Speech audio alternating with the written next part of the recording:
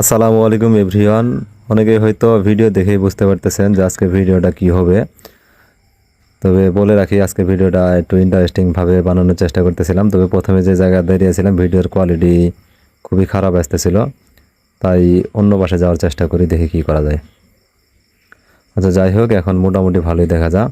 আজকে আপনাদের যা দেখাবো সেটা হচ্ছে চায়না দুয়ার দিয়ে কীভাবে মাছ ধরে সেটা দেখানোর চেষ্টা করব।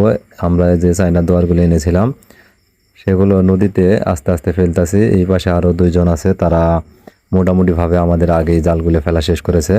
চতুর্পাশে শুধু জাল আর জাল।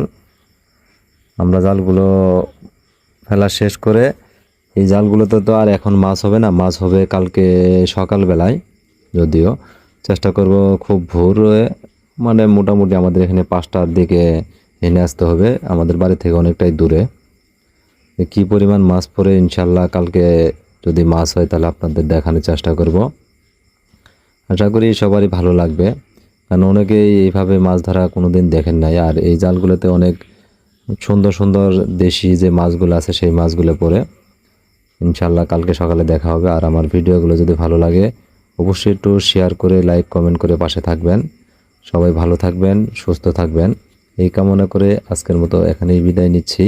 কারণ আমাদের আরও অনেক দূর যেতে হবে। এখান থেকে জালগুলো দেওয়া শেষ করে আমাদের বাড়ি অনেক দূর, আর আকাশে মেঘলা মেঘলা ভাব, যদিও বৃষ্টি আসতে পারে, তাই আমরা চলে যাচ্ছি। আর বাকি যে জালগুলো আছে সেই জালগুলো দিব, আপনাদের দেখালাম না আর।